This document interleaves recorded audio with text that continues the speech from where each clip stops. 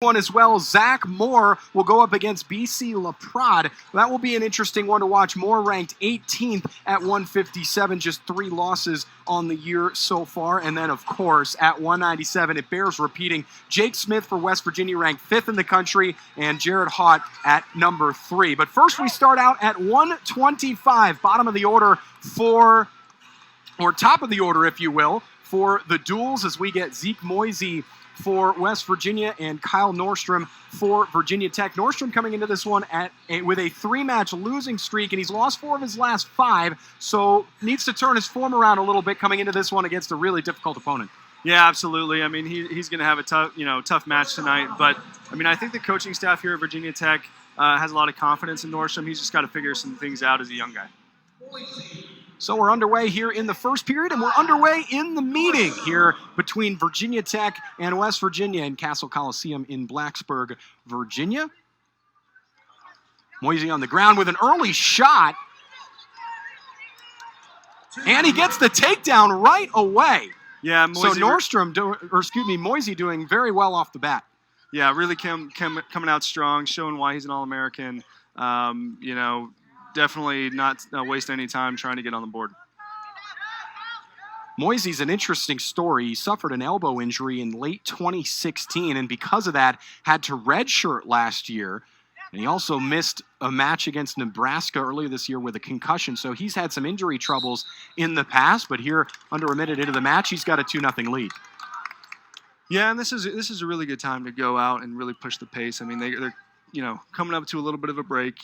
This is a good opportunity to get, last good blow in before the end of the calendar year and really push the pace.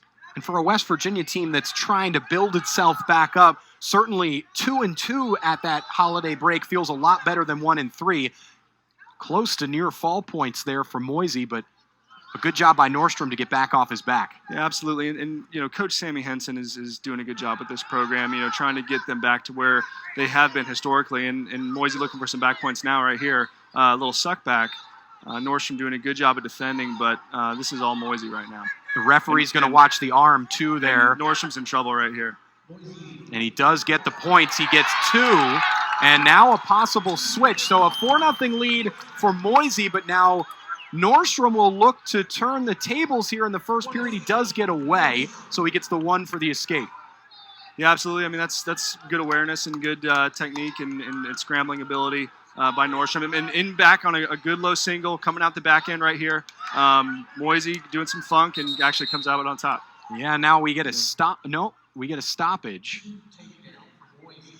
And Norstrem looks like he tweaked a leg in that scramble. Yeah, he had the single leg, as you said, and ended up getting flipped over the top.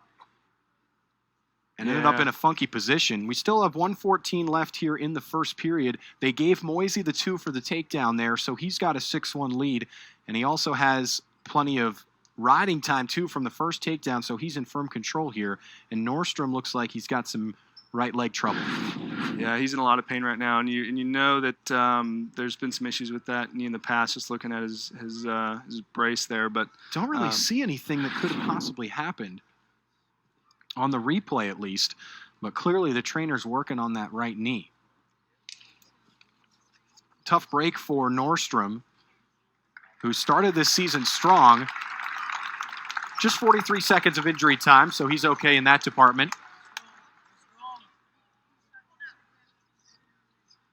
So now Moisey will get the choice because Norstrem had to take injury time. So that's a new rule they've implemented in the last couple of years that, if a guy has to take injury time, the other guy gets the choice just to try to avoid guys kind of trying to avoid the gamesmanship, if you will. So he uses that to his advantage, and Moisey grabs another point, and now the major decision comes into play here, still not finished with the first period. Yeah, and if I'm Coach Sammy Henson, I really want Moisey to get bonus points and really push the pace and work for a tech or a fall. Especially, you're in Castle Coliseum in Blacksburg against a really good Virginia Tech team. You need to take advantage of these situations. Especially early on in the match. Set the tone here, still in the 125 weight class, our first weight class of the evening. Kyle Norstrem of Virginia Tech is in the orange. And Zeke Moisey with a 7-1 lead here and 30 seconds left in the first period is in the blue and yellow. Mountaineers can use points early on. They're going to need every single one of those if they're going to beat the 10th-ranked Hokies.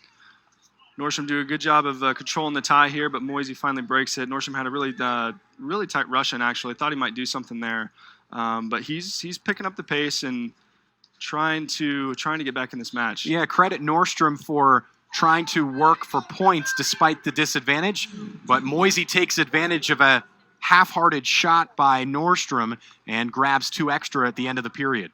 Yeah, and that's just experience by Moisey, and just the confidence to know that, I mean, he's going to get that takedown. I mean, he's had the experience. That's just experience right there.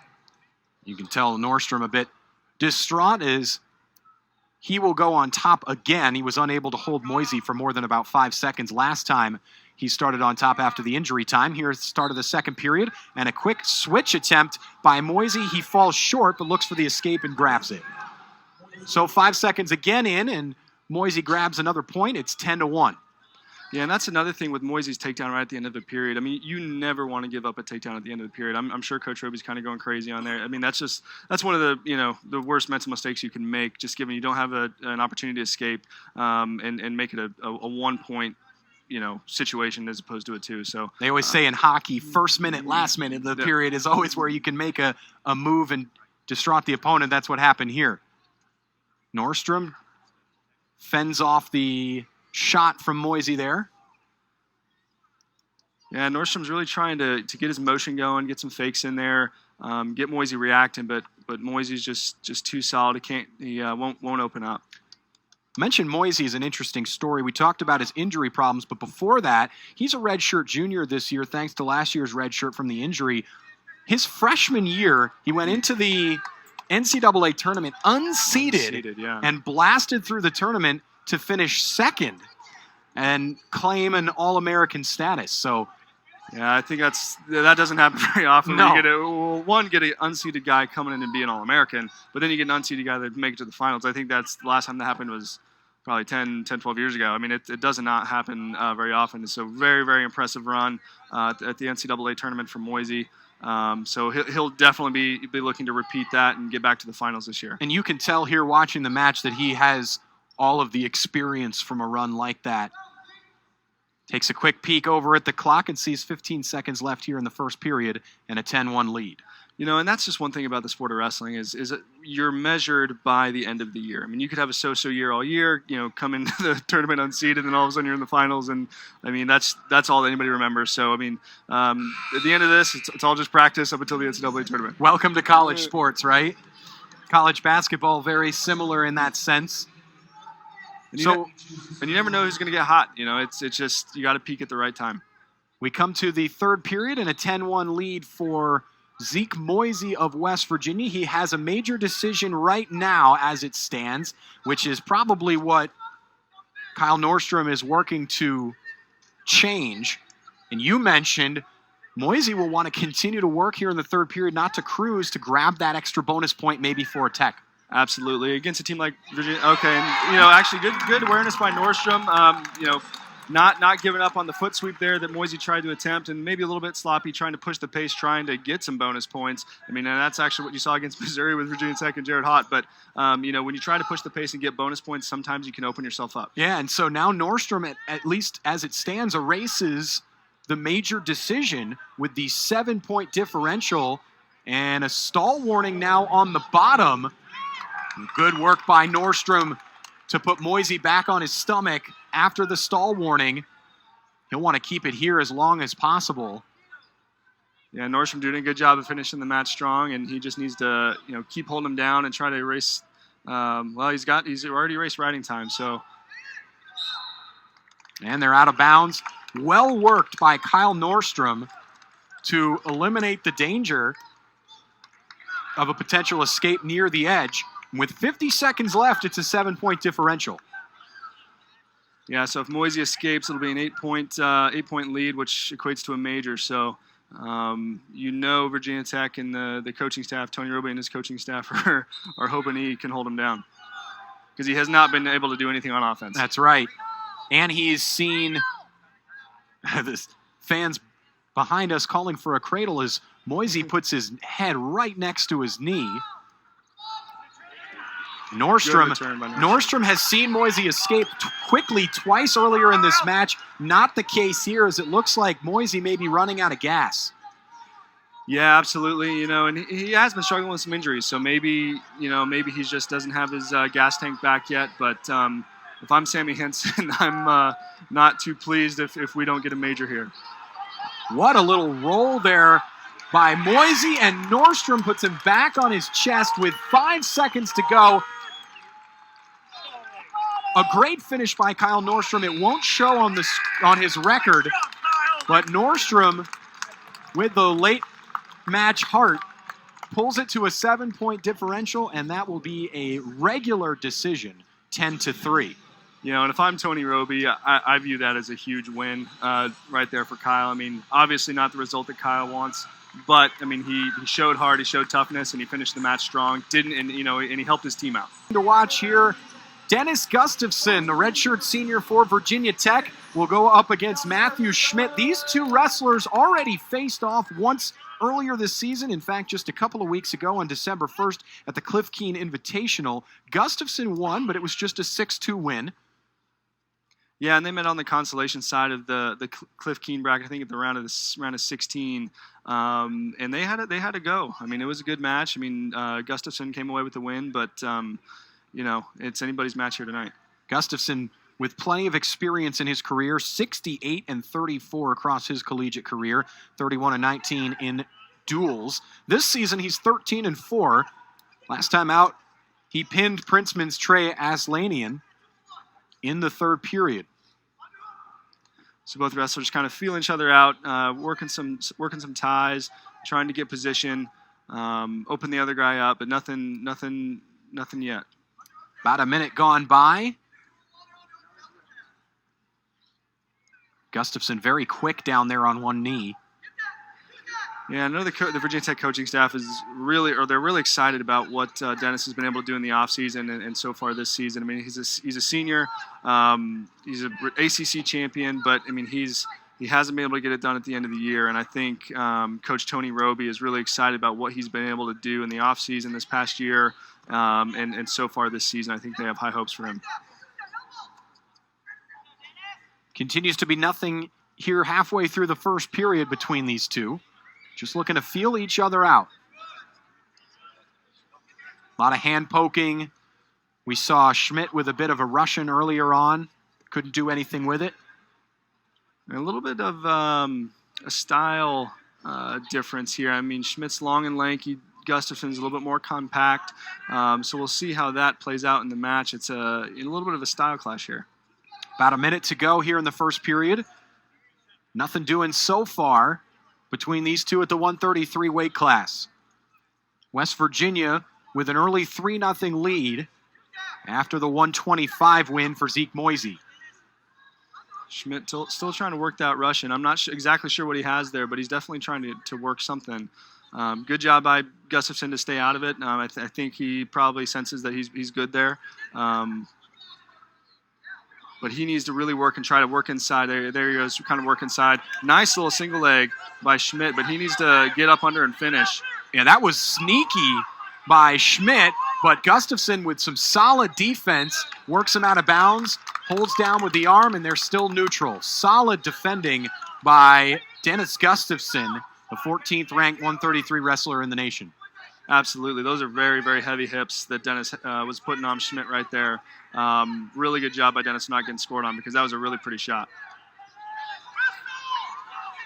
It was almost hard to call that a shot. I guess Gustafson left his leg relatively exposed, and from that position where you see Schmitt at all fours, he was just able to scoop the leg up from where he was standing.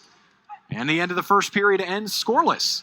Yeah, and that's the thing with, I mean, at this level, these guys are so good. It's just that one, ounce of weight that's too heavy on that foot, and it's right there. I mean, just a nice little shuck down to like basically a snatch single, but couldn't quite finish up top, and so had to kind of drop down to a knee. But once that happened and he had Dennis weight on him, it was going to be hard to finish there. Gustafson had choice. He took bottom. So far, unable to escape the grasp of Schmitt at the beginning of the second period. Dennis really trying to work hand control, works his way up, gets the escape. So the first points of this match go the way of Dennis Gustafson. He has a 1-0 lead. Really good job by Dennis and not kind of losing his composure there. He gets returned a couple times, but still just work up, very methodical, get hand control, get up to a knee slide out a little bit, and then get the escape. That's your experience as a senior right there. We have a stalemate call here, so they'll move back to the center of the mat. 1:22 to go in the first period. And I think a lot of the young guys on Virginia Tech's team can learn from that too. I mean, a lot of times you get returned a couple times, guys will start rolling around, and then you're kind of wasting time. It's easy to build riding time at that point. So that's an incredible job, and hopefully some of these young guys take note of that. You mentioned the minute difference between a lot of these wrestlers. Sometimes riding time can be the difference in a match like that. Here's another shot by Schmitt. Well defended again by Gustafson so far, and a potentially dangerous situation as Schmitt had Gustafson leg about a 90-degree angle. The referee stops it. Yeah, absolutely. And, coaching staff for West Virginia not too happy about that call, but it was the right call. I mean, that leg was almost going the wrong way. It's unbelievable how flexible some of these guys are in the positions they get into. Yeah, you look at a situation like that where the leg is pointed out perpendicular. How is he not injured? Gustafson with a 1-0 lead. 30 seconds to go in the second period here. Matthew Schmitt fighting hard, but has not been able to score as of yet. Yeah, and at this point in the match, I mean, you got to say Schmidt's, winning. The score says otherwise, but I mean, he's doing all the offense. Dennis hasn't really come close to scoring from the feet, so I think Schmidt's maybe got the upper hand in this match. I mean, he's going to get his chance on bottom. He gets a stall warning here. That could come into play later on here at the end of the second period. And you would think, as you mentioned, Schmitt really hasn't had an opportunity to score yet, but he's going to get one right here going onto bottom here in the third period. Yeah, and I think the West Virginia coaching staff was not happy with that stall call, given what had been taking place in the match up until this point. Yeah, it was relatively quick. That's the way it goes sometimes, and the ref sees it. He's up close and personal, and Schmidt's got to do something about it. Gustafson just going to try and hold Schmitt to a goose egg on the scoreboard, but Schmitt escapes, and we're tied up. So both wrestlers have an escape from their chosen position in the second and third period. Otherwise, nothing doing between these two. The margin is slim. Yeah, and Gustafson's, he's always had a good gas tank, so we'll see what happens here in the third period. About a minute and a half left. I remember watching him as a freshman. I mean, it was years ago, but I mean, the guy just wrestles the whole time. He just throws it all out there. So we'll see. I'm sure there's going to be some excitement here in the last minute or so. And it isn't like Gustafson is afraid of scoring points. He's got 2 majors and 3 techs on the year. It's just a match where he has been unable to get anything on Matthew Schmitt, as he came up completely empty on that shot attempt. A minute to go in the third period. Yeah, Schmitt, wonderful sprawl. Schmitt in on a double leg, trying to work off to the one side and trying to get leverage and get up underneath him, but Dennis Gustafson's hips are just a little too heavy right now. And a stalemate called. Maybe a bit of a quick whistle there as well, but as we wind down here towards the third period, the referee wants them face-to-face. And those long, lanky guys, they can be dangerous in that position because they can get such leverage. So that's just a good job by Dennis. Schmitt still wants that Russian. Yeah, and Schmidt's pushing the pace. Yeah, then you see a stall call against Dennis. So Gustafson with the stall warning, and now he's in a defensive position here. Schmitt with some strong arms and legs to push himself up, but he finds himself on the bottom with 17 seconds to go. We've got a takedown for Gustafson and near fall points. Dennis Gustafson, with seconds on the clock, has likely picked up a win here at home. Yeah, and that's going to do it. Dennis Gustafson comes away with the win, gets back points, keeps good position. It's hard to argue with that. I mean, both guys left it all out there, but at the end of the day, Dennis comes away with the win. There's the replay. You see Schmitt was on his stomach 1 second and suddenly on his back the next. Dennis Gustafson, you mentioned it. He's got plenty left in the gas tank. We saw it right there at the end of the third period, and this match is knotted up at 3 apiece. 1. Yeah, very, very good match so far between the Mountaineers and the Hokies. Dennis Gustafson just gets a big win for the Hokies. And really, I mean, if you think about the matchup at 125, you got to maybe give the edge to the Hokies. They did lose the match, and Moisey was very dominant, but Norstrem really came out and avoided a major, which in this kind of environment is a big deal. So you got to give credit to the Hokies at this point in the match. So at 141, we have Brent Moore in the orange for Virginia Tech and Christian Monserrat in the blue and yellow for West Virginia, 141 weight class. Monserrat, the junior from Massachusetts, comes into this one at 8-7. He's lost 3 of his last 4 matches. For Virginia Tech, Brent Moore has won 5 of his last 6 since a loss against Central Michigan. Moore, one of the 5 freshmen in the lineup for Virginia Tech. He's at 9-7 on the year. Yeah, I think Brent Moore has got the Hokie coaching staff talking a little bit. I mean, I know he had a really good redshirt season last year, but still some ups and downs. I know they were looking for him to really get his weight under control. It seems like he's been able to do that, at least at this point in the season. So, I think they're just they're wanting a lot out of Brent Moore, and I think they think they can get it. It's just he's got to prove himself a little bit more towards the back half of the year. A lot of room to grow for Moore as just a redshirt freshman, and he's got Monserrat in a bit of a headlock here, tries to whip it over the top, and he does! Wow. It looked dicey there for a moment, but suddenly he's got Monserrat on his back. He's got 2 near fall points, unable to get the full 3, but he's got a solid 4-0 lead. That's a little nerve-wracking if you're Coach Roby in that situation. You're in a tough match, and you just get your young freshman guy that just throws it out there. But, I mean, it worked out for him. He had confidence in it. He felt it. It was there, and it was tight. So that was pretty impressive. Sometimes wrestlers put themselves at some risk in order to pull out the reward, and that's what Brent Moore did there.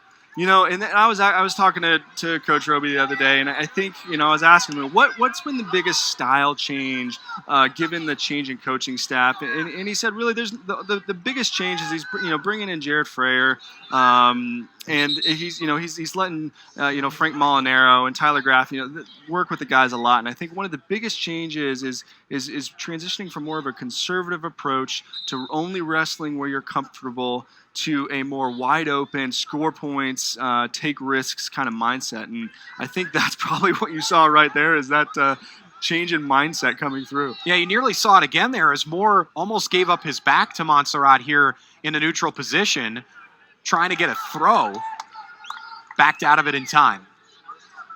So now Monserrat's really, his back's up against the wall. It's still early in the match. There's still plenty of time, but he's got to push the pace a little bit, and he's got to get some points on the board. 45 seconds remaining here in the first period. It's 4-1. Moore on top with his takedown plus the 2 near fall points. Credit Monserrat for getting out of that near fall situation without allowing that final point. We'll see if that comes into play later in the match. Moore still trying to work that headlock. That's how he got the takedown. Originally, he went for a throw just about 30 seconds ago, but bailed on it. And now an attempt at a fireman's from Monserrat. He ends up getting an advantage position on Moore, and Moore takes advantage once again, spins his way into a takedown with 7 seconds to go in the first period.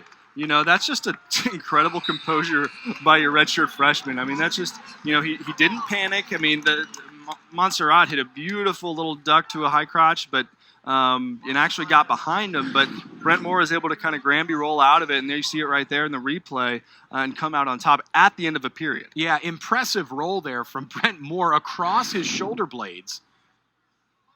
And ends up with the extra 2 points. So a 6-1 lead here for Brent Moore, a redshirt freshman, as we start the second period. And if you're Monserrat right now, you really got to come out strong because that has the potential to be demoralized, especially, give up back points, and then you're in on a really pretty shot, and then you get scored on at the end of the period. That can be tough. And he rolls himself into an escape and a point. It's 6-2.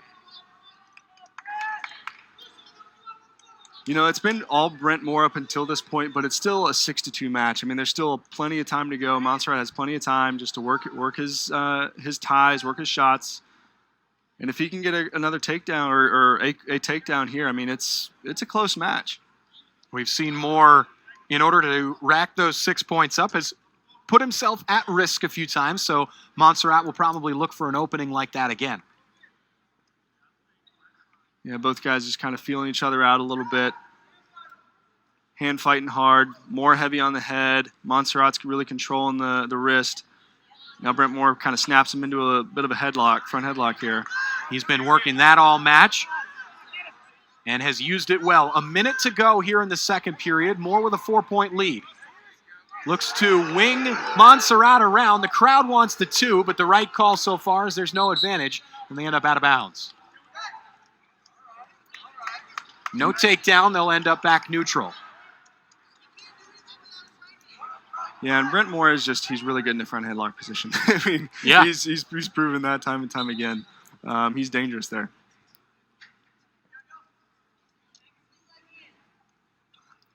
We saw in the little appetizer we got before this match, there was a high school meet.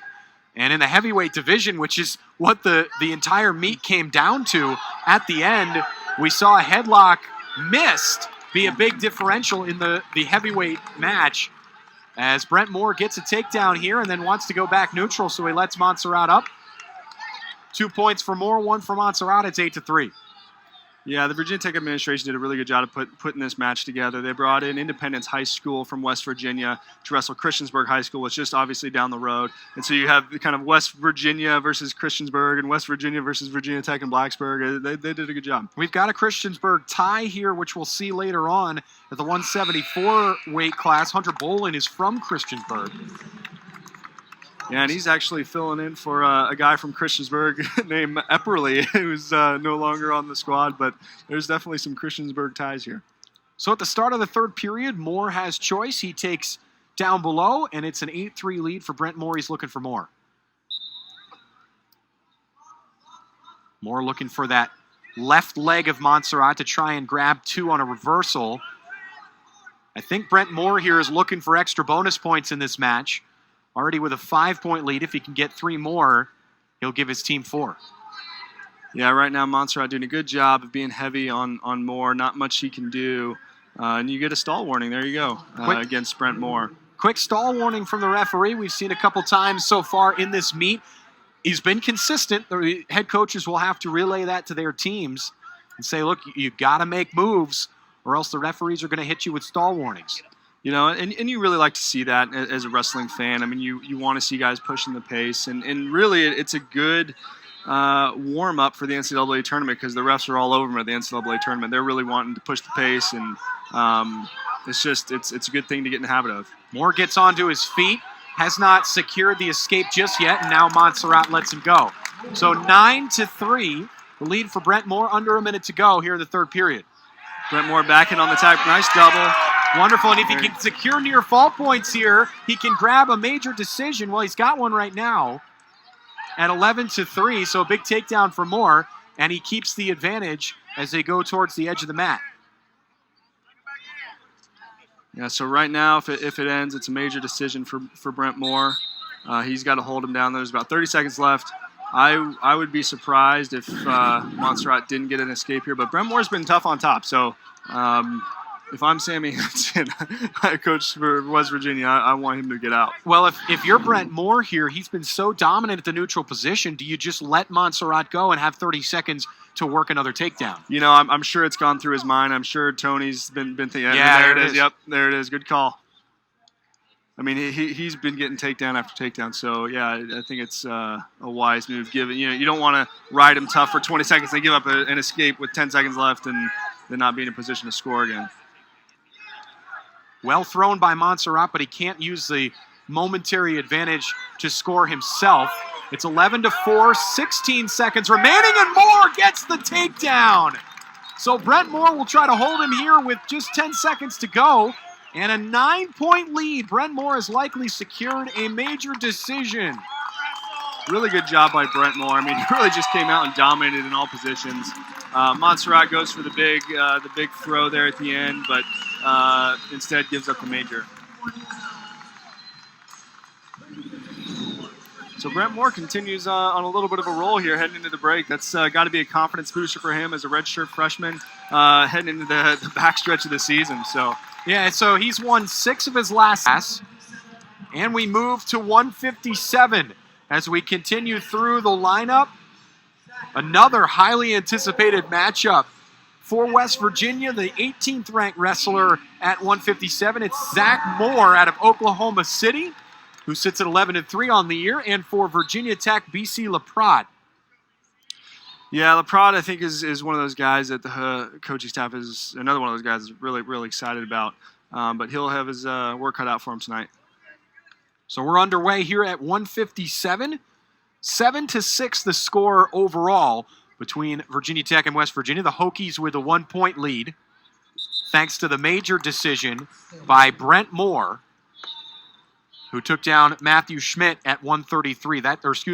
He took down Christian Monserrat at 141. That's the difference in the meet right now. Yeah, obviously Moore, like you said, ranked 18th in the country. Obviously favored in this bout, but you want to see him. Sammy Henson wants to see him get some bonus points if he can. laprade in at 157 at 8-5 on the year. He's won 2 straight, and he has beaten a ranked opponent this year against the 15th ranked wrestler in the nation. He is 1-2 overall against ranked wrestlers this season. A wonderful single leg runs right by the reach of Moore, but Moore is able to turn and face and eliminate the single leg. So good wrestling so far here in the first period, and a stalemate called. And if I'm laprade, I view this as a way to get to the NCAA tournament. I got a good guy, ranked guy in front of me right now. And if you're looking at your record at this point in the season, you're trying to figure out who you're going to face in the second part of the season. You need to win a staple win on your resume as you go into trying to figure out who's getting bids at this weight class towards the end of the year. These two wrestlers looking for some kind of advantage. 1:20 to go here in the first period at the 157 weight class. We've seen one moment of action here in the first period. BC laprade with a single leg shot that was all for naught against Moore. Zachary Moore, a twin on this West Virginia team with 141 wrestler Keegan Moore, who we did not see. And a great scramble right here. And wow, laprade comes out on top. That was amazing wrestling by both guys, but laprade comes up with the takedown. Almost some back points a couple different times in that scramble. Nearly had a chance for a cradle there for momentarily, was unable to capitalize, but 2 points here for BC laprade, takes the lead with 37 seconds to go in the first period. And he's in a good position, building some riding time. And this is really a big moment for BC laprade, because if he can secure this win, having already beaten the 15th ranked wrestler earlier in the year, he could find himself on the bottom end of the ranking list. Absolutely. And that just helps his resume at the end of the year when the seating committees and the bid committees are doing their thing at the end of the year. That only looks good if you have 2 wins against ranked guys. Time winding down here in the first period. And that'll do it. A 2-0 lead for BC laprade after the first period. Thanks to that wild scramble where you see right here, ducks underneath. That's what started it all. A well-worked duck under from BC laprade, able to roll around and end up on top and win the 2 points. Yeah, absolutely. Really slick duck under there. But, Zachary Moore is so strong that he almost just kind of chin whipped him back. But it was just a really good flurry there and saw some really good wrestling.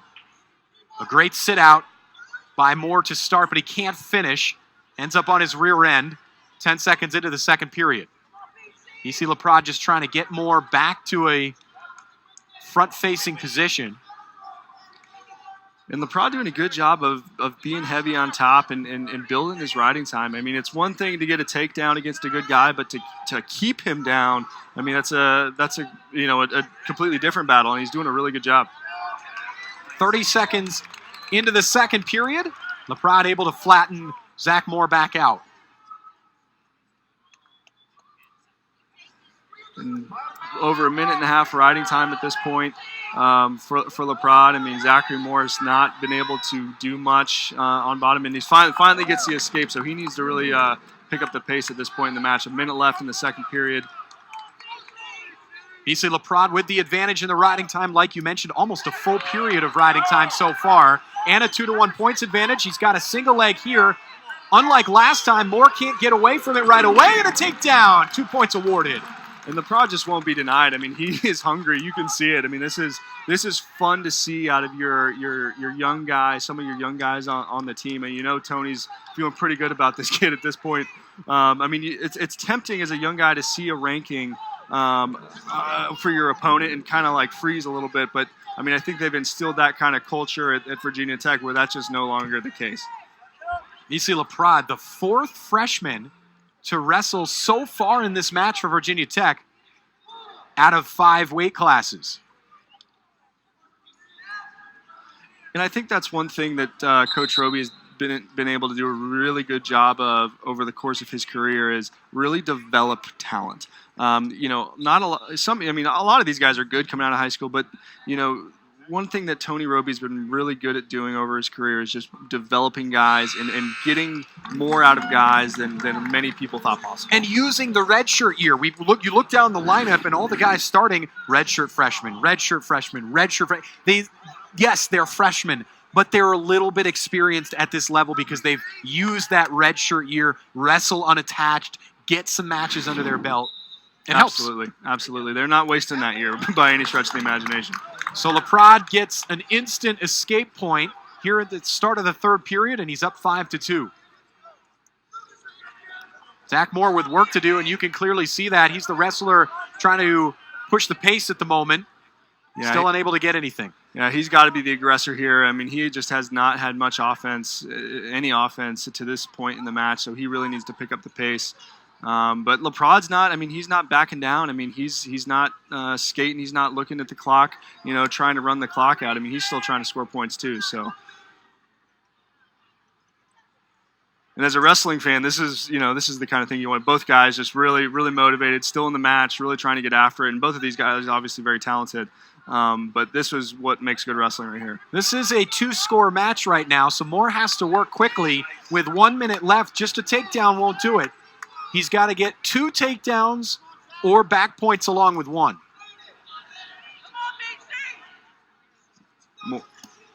Moore in on a kind of an underhook, tries to drop down to a single. laprade does a good job of defending and keeping distance. You see trying to kind of get him reaching a little bit. You almost sense he wants to go for a high crotch there or an offside low single. That was actually pretty slick. But yeah, good half shot there by laprade just to ward off the stall call. He's clearly not the aggressor, up 5-2 with 30 seconds to go, but you want to at least pretend like you're taking initiative or maybe actually take initiative. As we see here, a late takedown by BC laprade seals the deal with 20 seconds to go. He's got a 7-2 lead. And you can see defeat for Zach Moore. Yeah, laprade just wouldn't be denied tonight. I mean, he's came out and pushed the pace the whole time. Great job by your young redshirt freshman. And he's excited about it too. He should be. He is pumped up as BC laprade gives Zach Moore his 4th defeat of the season, a 7-2 win for BC laprade. It's the 3rd win of the meet for Virginia Tech. And it pushes the lead. Freshman now sitting as a redshirt sophomore. He redshirted last year due to an ACL tear that he suffered in the 2016 NCAA tournament, which he wrestled 8 matches on through the entire tournament. He suffered a torn ACL in the NCAA tournament, wrestled 8 matches on it. Ended up and then became an All-American. Yeah. So, yeah, I mean, that's pretty incredible. I mean, I think we all know the ACL tear is nothing to sneeze at, and he goes and beats some of the best guys in the country and proves that he is one of the best guys in the country on a torn ACL. And immediately gets 2 for a takedown here on Nick Kiussis, a true freshman from Brunswick, Ohio. And immediately, McFadden looking for more. Yeah, I mean, McFadden is just so good, and I mean, he's good in every position. He can score a lot of points, and he's viewing this as just a match, an opportunity to push the pace, build his gas tank a little bit, and just get better at different positions, and try some new things possibly. And in the big picture, score as many points as possible for his team as well. We'll see how many points he can get here in the first period. He's got a 2-1 lead so far. Spoke with Tony Roby yesterday about David McFadden, and Roby told me he kind of wished he could be 125 so he can start meets at duels to just give the team this jolt of energy that he can give a team when he's out on the mat, and grabs another takedown here as a 4-1 lead. Yeah, I mean, he's definitely a guy that the rest of the team can rally around. He just wrestles with so much excitement and energy and passion that it's just, I mean, it's infectious. And so I understand that statement completely. Also, McFadden recovered quick enough from his torn ACL 2 years ago that at the end of the season last year, Virginia Tech and the coaching staff thought about burning his red shirt to bring him back for the conference tournament and then NCAAs, but decided against it, thought, let's just give him the red shirt year. We'll take the year rather than eating the red shirt and losing a year at the back end of his collegiate career. Yeah, and I think that's obviously a smart move, and I think that was probably the decision that everybody came to. As tempting as it is, if you have a guy like that on the bench heading in the NCAA tournament, that's healthy mostly at that point in time. But I think if you look long term with the potential here for David, it's pretty incredible. So I think they made the right call. 2 minutes into the first period, a 4-1 lead for McFadden from West Milford, New Jersey. He's riding hard here on Nick Kiussis. Tall task for Kiussis here as a true freshman going up against the 4th-ranked wrestler in the nation. Yeah, I was just about to say Kiussis. I mean, obviously, he's got a tall order here. But if I'm him, I mean, you got to view this as an opportunity to go out there and wrestle one of the best guys in the country and try to prove yourself and learn from it and try to win. I mean, I guarantee you. I mean, nobody at this level is going to take a backseat to anybody. But I mean, he's got to approach this as an amazing opportunity to go out there and take one. So. Valuable tape, if you will, as they'll go back and surely run through this match for the freshman as a learning opportunity as the first period comes to an end. Nearly gets back points. Does McFadden, unable to secure them, and he leads 4-1 after the first period. Kiussis defers his choice. So McFadden, unsure what he wants. He's going to take top. Nope. Yeah, he's going to take top. So McFadden, he's going for the kill right now. Yeah, he's wanting to work on some back points and get a fall here. He's already got about 2 minutes of riding time. And just kind of lets Kiussis out. Gets another takedown very easily, quickly. So quick is McFadden. Kiussis, no time to react there. Kiussis already has a stall warning here. Yeah, McFadden trying to let him work up a little bit to create some space, try to work for another fall, and then there's another stall call as well. So McFadden grabs a point on stalling. Looked to turn Kiussis to his back. Could not do so, and they'll bring him back to the middle. Get a replay of that takedown here. Just so quick. McFadden crunches Kiussis, compacts him all together, and then the head, the ankle, and Kiussis suddenly finds himself on his back. Quick shot from Kiussis, but just McFadden's just too much. And actually, McFadden worked for a cradle now. Yep, and he's going for it. Oh, look out! A reversal for Kiussis, and suddenly it's 9-5. So McFadden can use this as a learning opportunity as well. Yeah, I mean, when you're trying to score that many points and really trying to push the pace. And he is able to get 2 more, a reversal on his own before they go out of bounds. Interesting call there. And it puts McFadden back on top. It's 11-5. A lot of action here in the second period. Exactly. When you're taking that much risk and you're really putting yourself out there, I mean, some things are bound to happen. I mean, he's probably in the mindset of he's not feeling too threatened at this point, so he's really trying to work on some new things. I mean, if he's at the end of the year, he's probably a little bit more reserved, or is at least as reserved as McFadden can be, given his makeup. But Kiussis back out. It's 11-6. 45 seconds left here in the first period. McFadden wants more. Well sprawled that time by Kiussis. Probably the best one we've seen so far, given the attacking nature of McFadden, and they're out of bounds. And you got to give Kiussis a lot of credit. I mean, he's not backing down. I mean, he's hitting shots. I mean, he's staying in pretty good position and putting pressure on McFadden as well. It's not like he's taking a back seat and is on ice skates or anything. He's putting up a fight. You got to give the guy a lot of credit.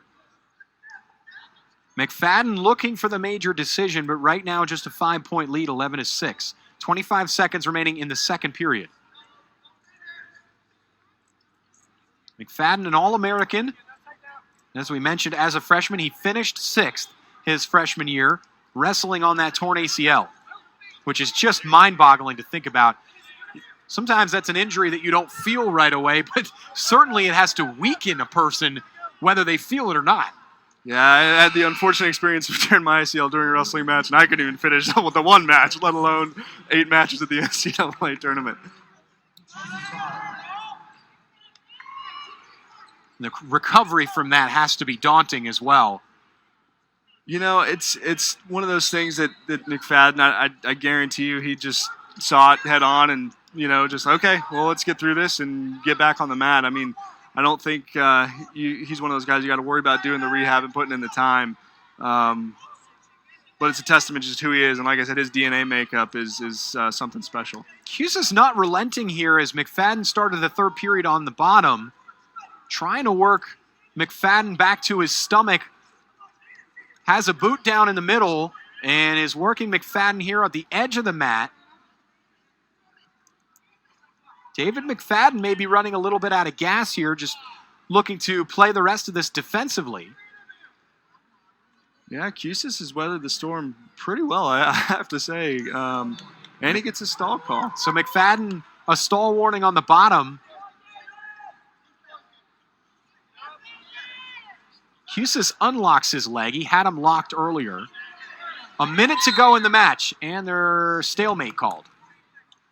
Yeah, referee thinks not much happened. Let's bring him back to the center. West Virginia head coach Sammy Henson's happy with what he's seen from Kiussis. He just told him as they were near there on the West Virginia side, he said, just keep doing the same thing.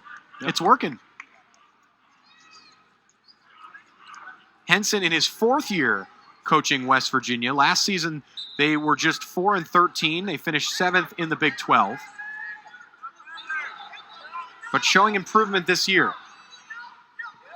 They still have some weight classes where they are significantly weaker at, but so far putting up a good fight against the 10th-ranked Hokies early on.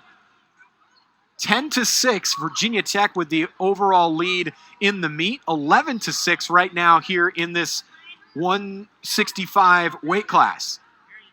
McFadden struggling down below. 30 seconds remaining in the match. This is going to go likely down as a win for David McFadden, but it has been hard fought here in the third period. He's just trying to turn McFadden and surprise some people, but McFadden gets out with 12 seconds to go. He wants points. He's going to get 2 for a takedown, and that makes it 14-6. And that is a very tough break for Nick Kiussis, who loses to a major decision at the buzzer. Well fought here in the third period at 165. David McFadden wins a major decision on Nick Kiussis at the buzzer. The third match that we've seen in this meet where wrestlers have won points in the last 15 seconds or so. Oh, yeah, absolutely. These guys are wrestling the whole time, and you wouldn't expect anything less from a Virginia Tech Hokie over a West Virginia.